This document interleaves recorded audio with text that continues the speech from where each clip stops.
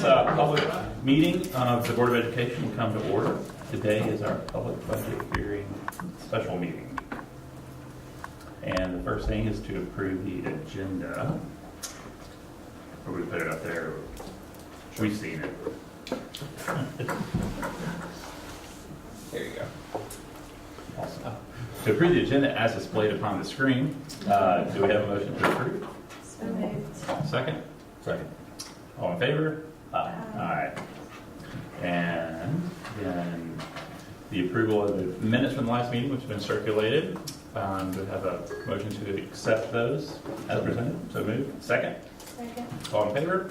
Aye. Ladies and gentlemen, Dr. Jerry Dunn. And then over to you, Superintendent. All right, this is our second budget hearing of the year for fiscal year 20, second of our required meeting. So I'd like to turn it over to Chief Finance Officer Courtney Brown. Good afternoon. I think we were all present for the first hearing, so I'm not going to go through the whole thing again, but on the first hearing, I talked a little bit about the budget process.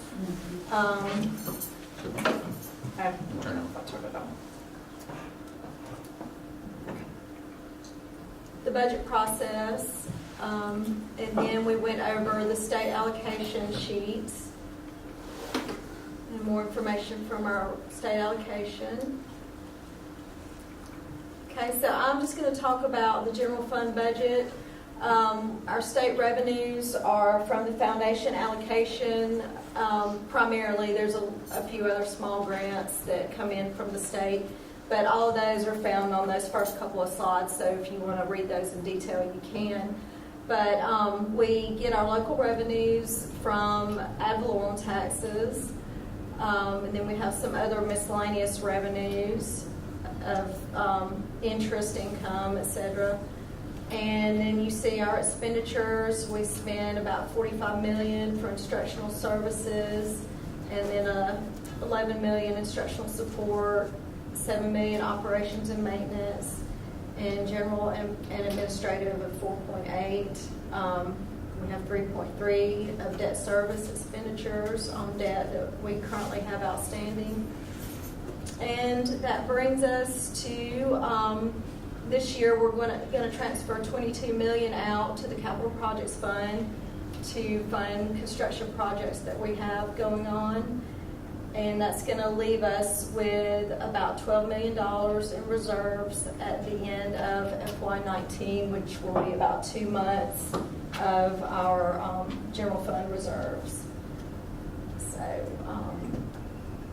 and I'll take any questions that y'all might have on the budget at this time. We're going to move into, Dr. Martin's going to talk a little bit about the capital projects, the plan. Have we had any questions from the community since the last? No, I'm not receiving.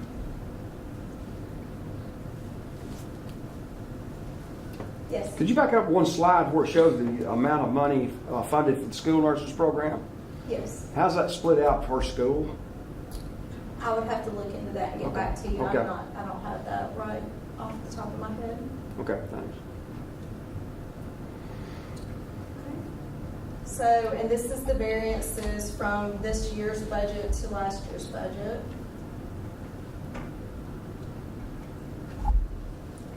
And we'll just move on to the capital projects.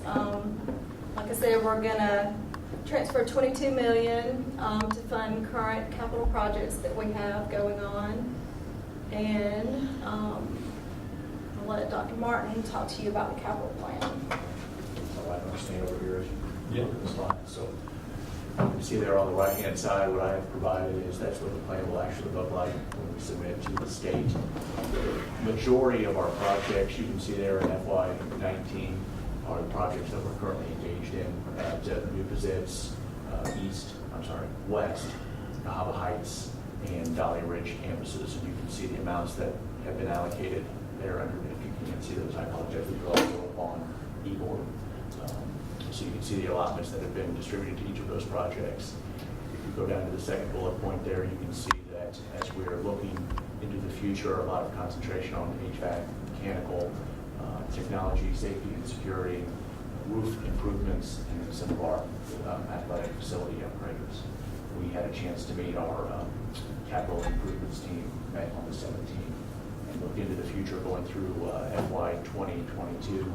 And then we also discussed moving forward with a facility assessment program. So, any questions board members have on the capital fund? That assessment will give us a deep dive into what all we have, because after this major construction, we've got to turn our attention to preventive type things and all those things Dr. Martin just mentioned. So I will look forward to seeing that, I think in the fall. We'll be finished with it. So we will have a more fully developed capital plan moving forward. That's all I'm saying.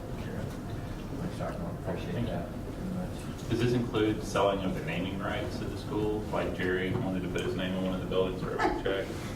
There's an asterisk next Okay. to one of the items, Yeah. yes, so make sure that's So the- incorporated. So the Dent Alternative School can come to our building. Name them all. Yeah, you're right. One correction I want to make from a statement I made to you in our first hearing, that the city actually does fund 2 of our 9 SROs. And I told you that we funded all of those, but they funded 2, and we funded 2 up until 2013. And at that point, after the Sandy Hook incident took place, all of the schools got SROs, so we picked up all of those moving forward. So it was a half and half arrangement until that time. We picked the rest up. So. All right. Thanks, Courtney. Appreciate the great work on this. This lays on the table until our September 10th. So, all right, we'll move to consent items, and I would recommend the board approve the consent items for overnight field trips and disposal of property. For the superintendent's recommendation around consent items, which we had the opportunity to view in advance, do we have a motion to approve? Second? Second. Any questions? All in favor? Aye. Under business, I would recommend the board approve the proposed textbook and curriculum resources as submitted. Heard Dr. Friend's recommendation. Do we have a motion to approve? So moved. Do we have a second? Second. Any questions? Nope. All in favor? Aye. Item B, I would recommend the board approve the transportation coordinator and automotive mechanic job description as submitted. Heard the superintendent's recommendation on the job description. Do we have a motion to approve? So moved. Second? Second. Any questions? It's an existing job, and it's just, We have an existing mechanic position. What we want to do is to wrap that position into one that's got some supervisory type duties. This is an exempt position that would include scheduling of routes, assignments of bus drivers, substitutes, things of that nature.